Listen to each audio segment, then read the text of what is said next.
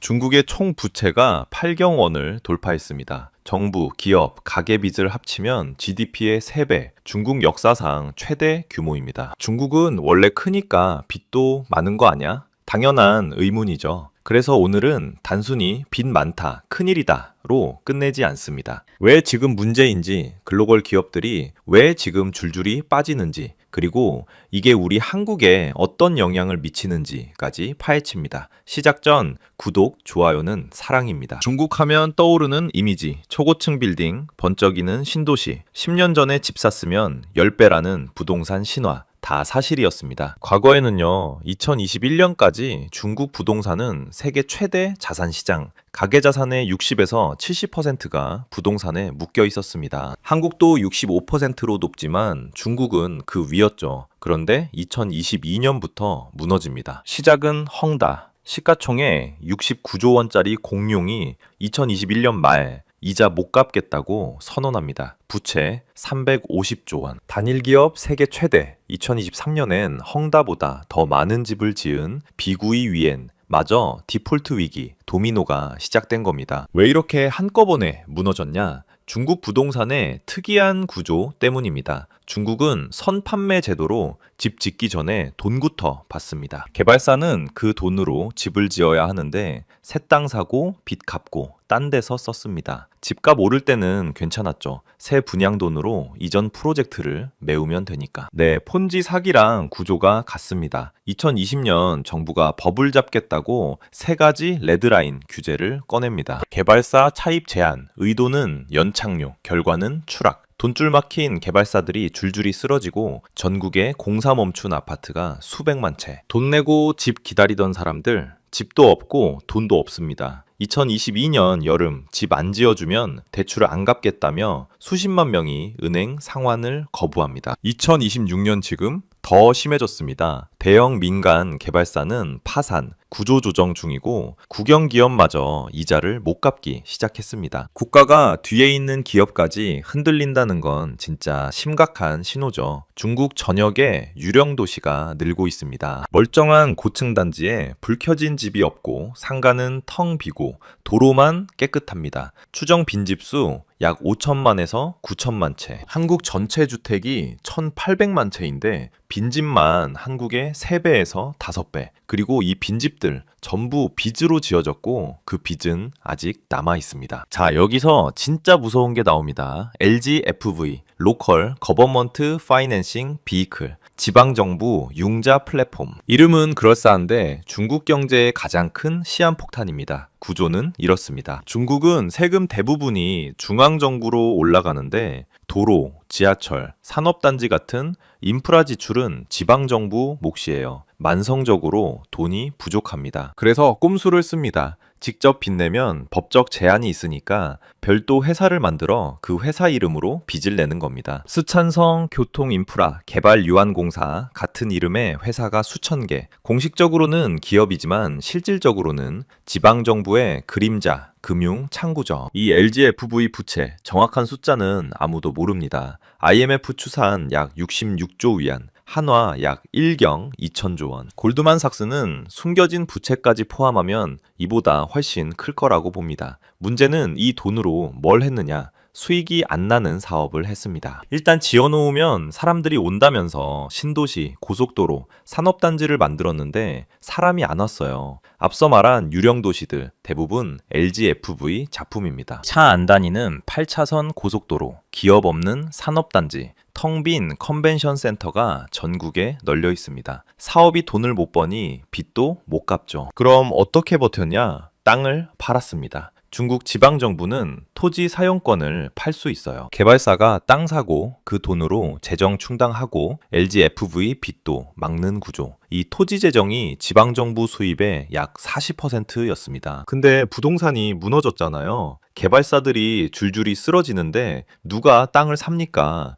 2025년 토지 판매 수입 2021년 정점 대비 52% 넘게 감소. 4년 연속 추락. 수입은 반토막. LGFV 빚이자는 계속 나갑니다. 그 결과 공무원 월급이 안 나오기 시작했습니다. 2023년 광시구 1인에서 공무원들이 6개월째 급여가 없다며 시위했고 허난성 교사들은 수당이 전부 잘렸습니다. 2025년엔 더 심해져서 경찰 연봉이 30만에서 20만 위안으로 깎이고 산동성 일부 공무원은 월급의 70%만 받는다는 보도가 나옵니다. 2025년 말 정부가 급여를 300에서 500위안 올렸는데 부양책이 아니라 사기 저하 방지용이었다는 분석이 지배적이에요. 베이징, 상하이는 아직 괜찮습니다. 근데 인구 수백만짜리 2선, 3선 도시들에서 이런 일이 벌어진다는 건 지방정부가 사실상 파산 상태라는 뜻입니다. 공무원 월급도 못 주는데 LGFV 빚을 어떻게 갚겠어요? 이게 보이지 않는 쓰나미의 정체입니다. 그럼 이런 상황에서 외국 기업들은 어떻게 하고 있을까요? 결론부터 말하면 전면 철수는 아니지만 전략을 근본적으로 바꾸고 있습니다. 가장 상징적인 사례가 이케아입니다. 1998년 중국 진출 이후 중산층 성장과 함께 41개 매장까지 키웠습니다. 주말마다 북적였죠. 무료 에어컨 쐬러 온 사람들까지 합쳐서요. 근데 2026년 1월 대형 매장 7곳 폐쇄를 발표합니다. 상하이, 광저우, 텐진, 하얼빈 등 부동산 불황으로 가구 수요가 급감했고 저가 온라인 브랜드와의 경쟁이 치열해졌기 때문입니다. 다만 이걸 도주라고 부르긴 어렵습니다. 이케아는 대형 매장을 줄이는 대신 베이징, 선전에 소형 매장 10개 이상을 새로 열겠다고 했거든요. 철수가 아니라 업태 전환. 하지만 이케아가 전략을 바꿀 수밖에 없었던 배경, 그게 핵심입니다. 중국 내수 소비가 심각하게 둔화되고 있습니다. 2025년 소매 판매 증가율은 연간 3.7%,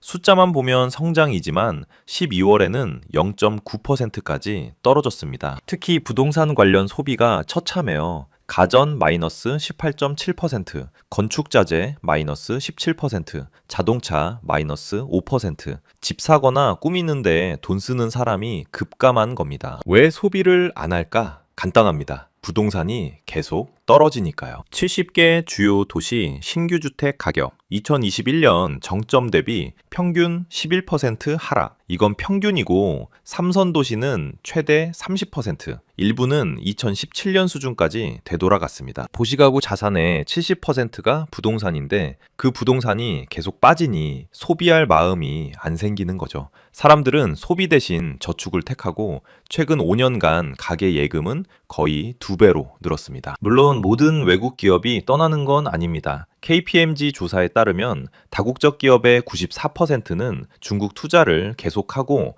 75%는 투자를 유지, 확대할 계획이에요. 그러나 분명한 건 중국 가면 무조건 돈 번다는 시대는 끝났다는 겁니다. 글로벌 기업들은 이제 중국을 기회의 땅이 아니라 전략적으로 관리해야 할 리스크로 보기 시작했습니다. 소비재 기업들이 떠나는 건 그나마 이해됩니다. 물건이 안 팔리니까. 근데 물건을 만들던 기업들도 움직이고 있습니다. 대표적인 게 애플입니다. 디자인드 바이 애플 in 캘리포니아, 어셈블드 in 차이나. 지난 15년간 애플은 중국을 세계의 공장으로 삼았습니다. 저렴한 인건비, 반경 수십 킬로미터 내 완결되는 부품 공급망, 수십만 명을 동시 투입할 수 있는 규모. 근데 이 전제가 흔들리고 있어요. 중국 제조업 인건비가 2010년 대비 약 3.5배 올랐습니다. 인도 제조업 허브의 연평균 인건비 5,000달러는 상하이의 절반 수준이에요. 거기에 미중 무역 전쟁, 기술 규제, 코로나 봉쇄 때의 공급망 마비까지 중국 올인은 위험하다는 인식이 확산됐습니다. 그래서 애플이 인도로 생산을 분산하고 있습니다. 2022년만 해도 인도 생산 비중이 5에서 7%였는데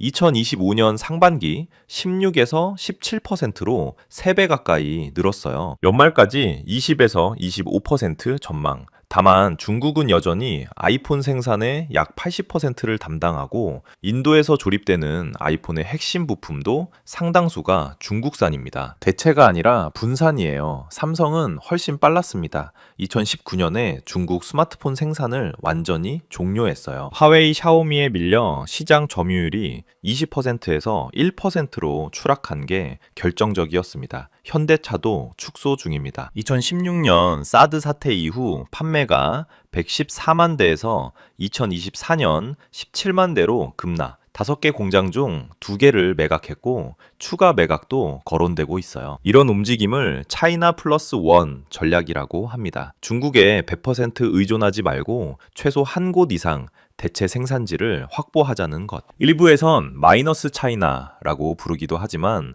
현실적으로 대다수 기업은 중국을 떠나는 게 아니라 리스크를 분산하는 단계입니다. 중국은 여전히 세계 제조업 부가가치의 약 30%, 16년 연속 세계 1위니까요. 그렇다고 문제가 없다는 건 아닙니다. 중국 배달앱, 라이더 수가 약 1000만에서 1200만 명. 경기 둔화로 다른 일자리를 못 찾는 사람들이 배달로 몰리고 있어요. 중국 사회과학원은 배달업을 과도기적 노동, 플랫폼을 고용 완충 장치라고 표현했습니다. 핵심은 이겁니다. 세계의 공장이 무너지는 게 아니라 세계 유일의 공장 지위가 끝나가고 있다는 것. 글로벌 공급망은 중국 중심 단일 구조에서 인도, 베트남, 멕시코를 포함한 다극 구조로 재편되고 있습니다. 그래도 부자들은 돈 쓰잖아요. 중국에 부자들 많은데 맞습니다. 중국 백만장자만 약 620만 명. 문제는 그 돈이 중국 안에서 안 돈다는 겁니다. 2026년 1월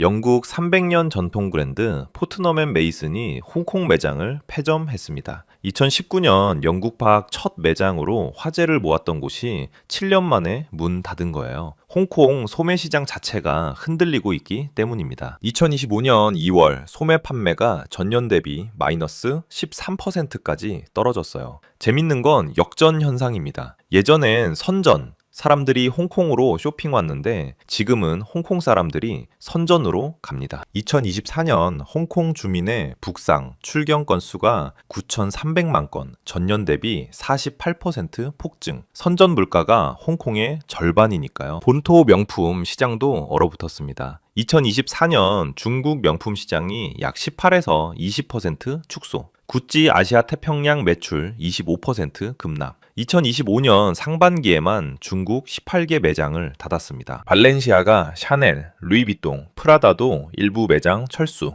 왜 명품이 안 팔릴까? 첫째, 소비 패턴이 바뀌었습니다. 보복 소비 끝나고 과시형에서 가성비, 경험 중심으로 전환. 명품 브랜드들이 3년간 30에서 50% 가격을 올린 것도 역풍이 됐죠. 둘째, 중국 로컬 럭셔리의 부상. 금 주얼리 브랜드 라오프 골드는 2025년 상반기 매출 251% 폭증. 이 브랜드 고객의 77%가 루이비통, 에르메스 고객과 겹칩니다. 서양 명품 자리를 중국 브랜드가 채우고 있는 거예요. 셋째, 자본 유출. 2024년 중국에서 100만 장자 15,200명이 순유출됐습니다. 역대 최대. 해외 부동산, 해외 계좌, 이민이 동시에 진행 중이죠. 다만 15,200명은 전체 620만 명의 0.25%이고 2025년 전망은 7,800명으로 절반 감소했으니 부자들이 전부 도망친다는 건 과장입니다. 그래도 소비 시장에 미치는 영향은 분명합니다. 중산층은 부동산 하락으로 지갑을 닫고 상위층은 해외 소비와 국산 브랜드로 이동하고 있습니다. 세계 명품의 블랙홀이었던 중국의 위상이 흔들리고 있는 건 사실입니다. 지금까지 말씀드린 부동산 붕괴, 지방정부 파산, 기업 이탈, 소비 절벽, 따로 도는 문제가 아닙니다. 전부 연결돼 있고 그 한가운데에 좀비 기업이 있습니다. 이자도 못 갚고 혁신도 못 하는데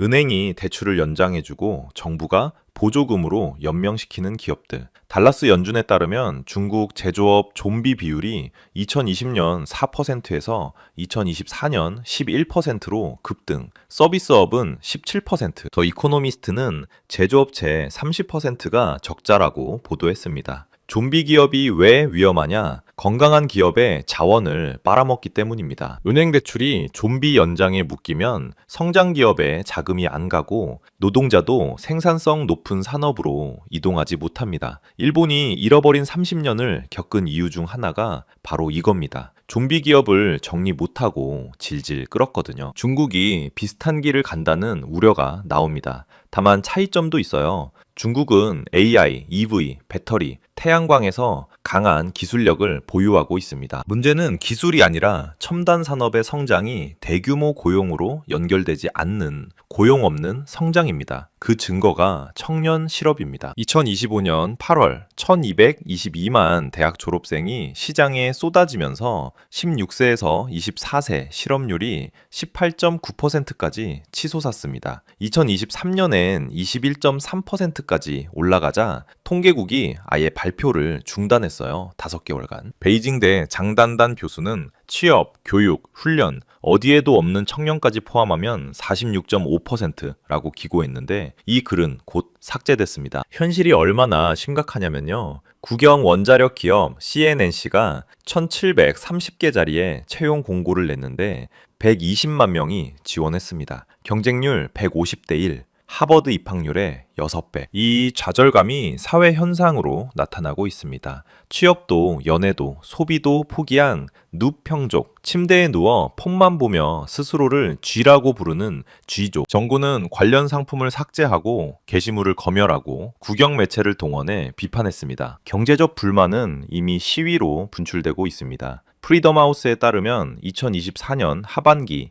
사회 불안 사건이 전년 대비 41% 증가, 시위의 75%가 경제적 불만이었습니다. 2025년 1월에서 4월에는 역대 최고치를 기록했어요. 특히 공무원, 교사, 의료진까지 시위에 나섰습니다. 9일인 방송국 직원이 6개월 미지급, 생존이 필요하다는 현수막을 걸었고 허난성 병원 의료진이 1년치 급여를 요구하자 보건당국의 답변은 돈 없다 였습니다. 다만 균형은 필요합니다. 2025년 GDP 성장률은 약 5%이고 첨단 제조업은 여전히 성장 중입니다. 중국 경제 전체가 좀비는 아니에요. 그러나 부동산, 건설, 전통 제조업이라는 거대한 부문이 좀비화되고 그 충격이 고용, 소비, 지방 재정으로 연쇄 전파되고 있는 건 사실입니다. 역사적으로 대규모 청년 실업은 사회 불안의 핵심 변수입니다. 아랍의 봄 당시 청년 실업률이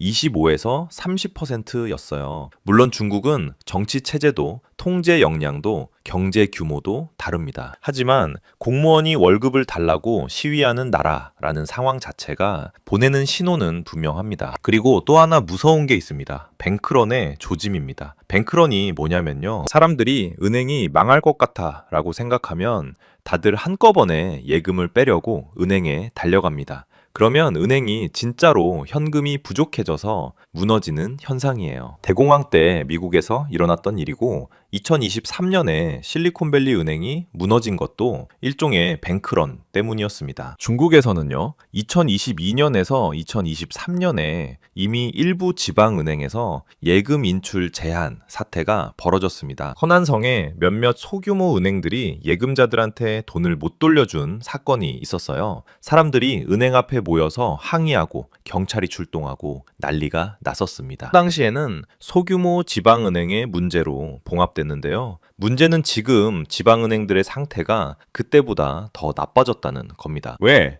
LGFV 부실과 부동산 대출 부실이 동시에 터지고 있으니까요. 중국의 중소형 은행들은 지방정부, LGFV, 부동산 개발사에 대출을 많이 해줬어요. 그런데 이 세 군데가 다 돈을 못 갚는 상황이면요, 은행의 자산, 즉 대출금이 부실화 되는 거죠. 인민은행의 2024년 금융안정보고서에 따르면 고위험 금융기관이 357개에 달합니다. 중국 전체 은행이 약 4,000개 정도인데 그중 300개 이상이 위험하다는 거예요. 물론 중국 정부가 가만히 있진 않겠죠. 대형 은행들을 동원해서 부실은행을 합병시키거나 공적 자금을 투입하거나 할 겁니다. 근데 그게 얼마나 될지가 문제입니다. LGFV 부채만 수십조 위안, 부동산, 부실 대출도 수십조 위안. 이걸 다 막으려면 중앙정부의 돈도 한계가 있어요. 그래서 일부 전문가들은 이렇게 말합니다. 중국이 일본형 잃어버린 30년을 가느냐, 아니면 금융위기로 한 방에 터지느냐. 둘 다 좋은 시나리오는 아닌데 어느 쪽이 될지는 아직 모릅니다. 중국이 힘들다는 건 알겠어. 근데 나한테 무슨 상관이야? 이런 생각 하시는 분들을 위해 마지막 챕터를 준비했습니다. 한국은 어떻게 되느냐? 결론부터 말씀드릴게요. 한국도 영향을 피할 수 없습니다. 그것도 상당히 큰 영향을. 왜냐? 한국은 중국과 경제적으로 너무 깊이 연결되어 있기 때문입니다. 2024년 기준 한국 수출에서 중국이 차지하는 비중이 약 20% 내외입니다. 홍콩까지 합치면 더 높아요. 5분의 1 이상의 수출이 중국으로 가고 있다는 거죠. 반도체, 디스플레이, 석유화학, 철강, 자동차 부품. 한국의 핵심 수출 품목들이 중국에 많이 팔립니다. 근데 중국 경제가 위축되면요, 중국이 덜 사게 됩니다. 공장 가동률이 떨어지니까 소재나 부품 수요가 줄고 소비가 얼어붙으니까 완제품 수요도 줄어요. 2025년 한국의 대중국 수출이 전년 대비 감소했습니다. 특히 중간재, 반도체, 화학제품 등 수출이 부진했어요. 이게 2026년에는 더 심해질 수 있습니다. 두 번째 영향은요, 중국발 디플레이션의 수출입니다. 디플레이션이 뭐냐면요, 물가가 지속적으로 떨어지는 현상입니다. 물가 떨어지면 좋은 거 아니야? 라고 생각하실 수 있는데, 경제학에서 디플레이션은 공포의 대상입니다. 왜냐하면요, 물가가 떨어지면 기업 매출이 줄어듭니다. 기업이 직원을 자릅니다. 사람들이 돈을 덜 씁니다. 물가가 더 떨어집니다. 이런 악순환에 빠지거든요. 일본이 30년간 이걸 겪었어요. 지금 중국에서 디플레이션 조짐이 보이고 있습니다. 2025년 중국의 소비자 물가지수 CPI 상승률이 거의 0%대였고 생산자 물가지수 PPI는 마이너스였습니다. 공장에서 만든 물건 가격이 계속 떨어지고 있다는 거예요. 왜 그러냐면요, 수요가 없는데 공급은 많으니까요. 부동산 붕괴하고 소비 얼어붙었는데 공장들은 아직 돌아가고 있잖아요. 물건은 쏟아지는데 살 사람이 없으니 가격이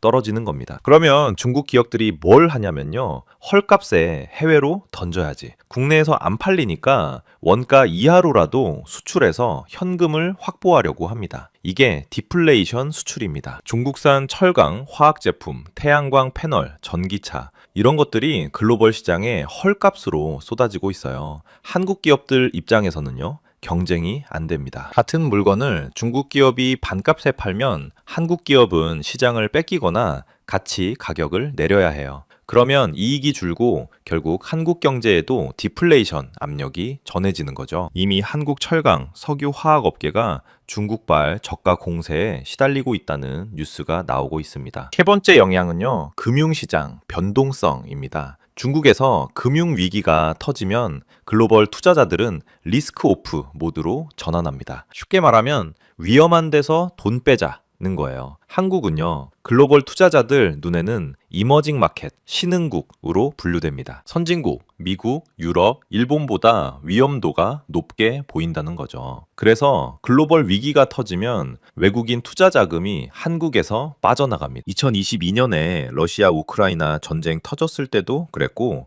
2020년 코로나 초기에도 그랬어요. 위기 터지면 신흥국에서 돈 빼서 달러로 피신하는 패턴이 반복됩니다. 중국발 위기가 커지면요, 원화가 약세를 보이고 주식시장이 출렁이고 금리 정책에도 영향을 미칩니다. 2026년 초 현재 원대 달러 환율이 1,450원대를 오가며 불안한 움직임을 보이고 있는데요. 이게 다 연결된 문제입니다. 마지막으로 제가 드리고 싶은 말씀입니다. 중국 의존도를 줄이지 못한 기업들에게는 재앙이 될 수 있습니다. 중국 시장에 올인한 기업, 중국산 부품에 의존하는 기업, 중국 공장만 가진 기업들, 지금 당장 리스크 점검을 해야 합니다. 거꾸로 말하면요, 이 위기가 기회가 될 수도 있습니다. 중국에서 빠져나가는 글로벌 공급망을 한국이 일부 가져올 수 있어요. 실제로 삼성전자, SK하이닉스, LG에너지솔루션 같은 기업들이 미국, 유럽에 공장을 짓고 있잖아요. 탈중국 공급망에서 핵심 역할을 맡겠다는 전략입니다. 중소기업들도 마찬가지예요. 중국 대신 베트남, 인도, 인도네시아로 생산 기지를 다변화하는 움직임이 이미 시작됐고 이걸 빨리 한 기업들이 살아남을 겁니다. 개인 투자자 입장에서도요.